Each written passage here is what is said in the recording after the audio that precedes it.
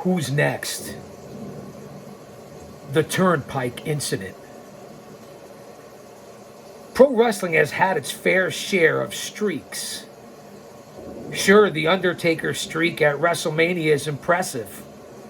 But what about the underrated streaks that have gone on throughout the years?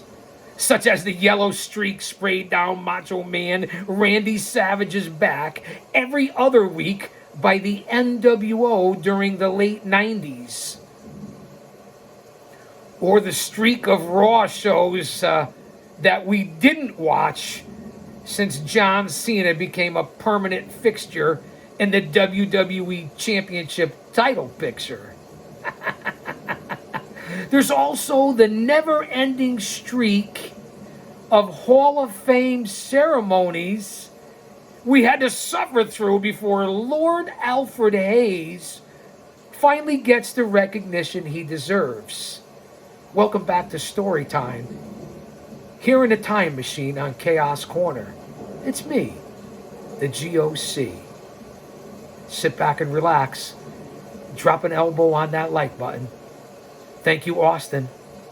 I also acknowledge the OTS Tribal Queen. One man, unique, unedited, unscripted, raw dog for you, the fans.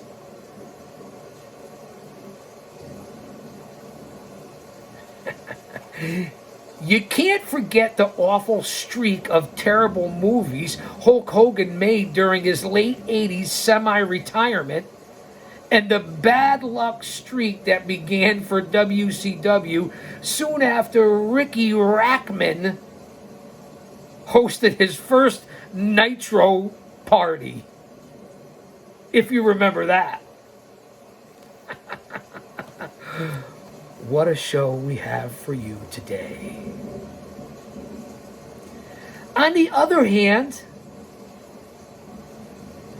perhaps the most overrated streak of all time, the Goldberg streak. Knee-deep in a failed football career, I'm going to give you the good, the bad, and the ugly. Bill Goldberg began his quick climb up the Nitro ladder by defeating Hugh Morris in his debut match on September 22nd, 1997. Take out your notebooks. Class is in session. I will be taking attendance. His overhyped push, backed by his non-dimensional gimmick of a silent beast with superhuman strength, helped Goldberg reach heights quicker than a Santa's sleigh home video release. Merry Christmas, we're right around the corner. Remember to be good, for goodness sakes. The king of the squash match, Bill Goldberg. Let me think about this. The king of the squash match. That would definitely be Bill Goldberg. Can you think of anybody else? As I wrap myself up here and change, these are getting heavier by the episode. That hurt. Who else, in your opinion? We're talking about squash matches here. We're talking about Goldberg. Who else did squash matches like Goldberg? From any era. Put out some suggestions. I'd like to test your knowledge here. Put it in the chat, email me, inbox me. Let's get it going on this one. Squash matches. One-dimensional Goldberg, as I said. He made his pay-per-view debut by pinning fellow gridiron grappler Steve Mongo McMichael. And at 74-0, he seriously, how many of those were won against guys like Jerry Flynn on Thursday Night Thunder or Saturday Thunder, whenever the fuck the program was on? Goldberg challenged the then United States champion Raven, and despite interference from the Flock, the former Georgia Bulldog had already captured his first wrestling gold. As Goldberg began dabbling in the main event scene, it was his "Who's Next" catchphrase that helped fans notice his expanding winning streak as well as his expanding ego, that's for sure, even proven here in 2024 where he still wants to have another match. And how he buried Bray Wyatt's gimmick over in Saudi Arabia. He may still be over there in the sand somewhere. I know you guys remember that. What a travesty of justice. Now, don't get me wrong. I was in my middle 30s, going into my later 30s during the Goldberg gimmick, the Monday Night Wars. He put asses in seats. There's no two ways about that. He brought excitement. But just like people say about Hogan and what he did or didn't do in the ring, you could say the same about Goldberg. But did anybody rise quicker in this business than Bill Goldberg? I don't think so. Go back and look at the time span. Do some research. Do your due diligence here on this channel. That's why I present these facts to you in these stories. Who's next? His expanding winning streak as well as his expanding ego, as I just said. In just his 108th match, Goldberg jackhammered his way into wrestling record books by defeating Hollywood Hulk Hogan for the WCW, think about it, World Heavyweight Championship. After 174 straight victories, Kevin Nash finally snapped the elusive streak thanks to a stun gun wielding run-in from Scott Hall. What a lame ending that was to the gimmick, to the streak. Goldberg's limited in-ring skills were overshadowed by his intimidating and pyro-filled entrances. Meanwhile, in the sincerest form of mockery, longtime jobber, scrub, enhancement talent wrestler Dwayne Gill was dubbed Gilbert by the WWE. I had a chance to work a few events with Gilbert. Dwayne Gill, what a nice guy. The Gilbert gimmick, he went on to win the light heavyweight championship. That was the Monday Night Wars, whether it be the Ted Turner skits or Gilbert imitating Goldberg. Listen, I get it. It was lame, but it was entertaining. I'll say that to say this. Fresh with sparklers and fire extinguishers, the Gilbert gimmick and a new streak was born. And the greatest wrestling parody this side of the Blue World Order. Another excellent gimmick copy, if you will. Just a brief synopsis on Bill Goldberg. I wanted to put that out there. I wanted to talk about these stories. It's relevant to now in the industry, in the community, because everyone's talking about it, and he may come back for Saudi Arabia here in 2024 or the next show in 2025. Goldberg, what do you fans think? Will he come back? Will he get another shot? Will it be for a title? And again, go back and research what Goldberg did do in those 100-plus matches during the streak and the excitement and how they were building him up. And I'm not comparing him to what they did briefly in AEW for Wardlow, but it was very similar. And had TK and AEW gone on with what they were doing with Wardlow right after fresh off of being MJF's bodyguard and so on and so forth, you would have had a streak and a persona and a gimmick and a star second to none that would have fit in for this era, a la Goldberg, with much better in-ring skills. That's just my opinion. So I wanted to bring you this short story time here on who's next. Don't go anywhere, because we're coming back with the Turnpike incident. Which, you know what?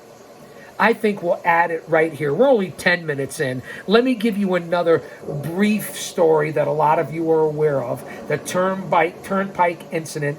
Hacksaw Jim Duggan, the Iron Sheik. You know my history of being on Jerry Springer Amazing Tales with the Iron Sheik, hanging out with the Crowbar, the House of Blues in Chicago, having a couple of pops before we went on the air for Springer, the night before at the hotel room with the Iron Sheik when he was hitting the glass digger. What did I say, man? Well, it was well known, the Sheik. He had his, none of us are perfect. And then, of course, I just mentioned in one of the last episodes, the short feud when I was with Ricky Landell and also the Masked Executioners when we went up against, I believe it was Michael Sane as well, against Hacksaw Jim Duggan. Don't think I forgot Hacksaw. It was an honor.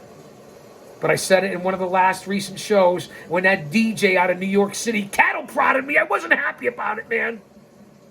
All in your name, Hacksaw. Oh, I get it, USA. God bless you, Hacksaw. I hope you're doing okay. That's why you guys are here, because I give you the interaction of what I did in my career as an insider, a talent, a performer, and what I do now in this space along with podcasters. And this isn't a podcast, this is a show. This is reality. You're better off when you walk out of here than when you walked in here. And I'll continue to say that. Let's get on to the Turnpike incident before we wrap up this show. Much like the unanswered question of why did the chicken cross the road, wrestling fans for decades have been wondering why their hometown hero, Hacksaw Jim Duggan, and his arch enemy, the Iron Sheik, were arrested together by the New Jersey State Police on May 26, 1987. I hope your notebooks are still out and you're writing this down. While driving from a wrestling show on the New Jersey Turnpike, it was bad enough that the 2x4 wielding tough guy was under the influence of alcohol and marijuana, which is now legal in most states, while the former WWF champion was busted for being in possession of various other drugs. But they were together in the same car. That, my friends, is preposterous. And that's what we miss about kayfabe. There was nothing like kayfabe. And when it was broken, it ruined the business. Whether you fans want to believe it or not. Seriously, isn't that like Superman and Lex Luthor being caught robbing a bank together? Sadly for Duggan, he was released while the Iron Sheik received a 1-year probation. Meanwhile, it was a black eye for the wrestling industry that may have single-handedly changed the business forever. Because since that ill-advised driving miscue, we quickly realized that pro wrestling was as unrealistic as Bigfoot or Dead Elvis and all the sightings of Elvis. And certainly much faker, and don't call me fake, I don't like that word. People take it seriously, and if you say it around Dr. Schultz, he'll slap the shit out of you. The old paintbrush. Go out and get his book, Don't Call Me Fake. I have it here down in the Vault of Chaos Chronicles. We've reviewed some of it here. You guys know I bounty hunted for David Schultz, the original bad boy of pro wrestling. Get in the ring. Go down to a training facility. Sign the waiver and get in the fucking ring yourself, and you tell me how fake it is. I'll defend it till the day I die. You want to say predetermined outcome? Sure. But fake? More physical than any sport you'll ever try in your life. And them's the facts.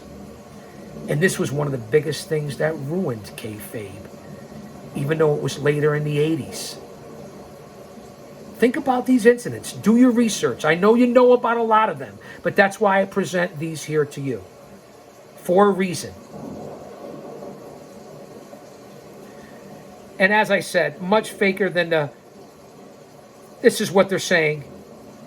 The WrestleMania 10 toupee worn by the former Fincus Maximus, the greatest wrestling announcer, ring announcer ever, Howard Finkel.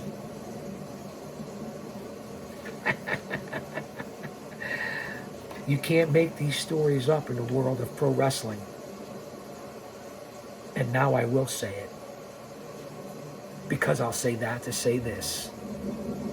Because I tell it like it is. Don't you dare miss it. Come on back. Don't go anywhere. There's 3 types of people in this world. Those who don't know what happened, those who wonder what happened, and the fans of the GOC that make things happen.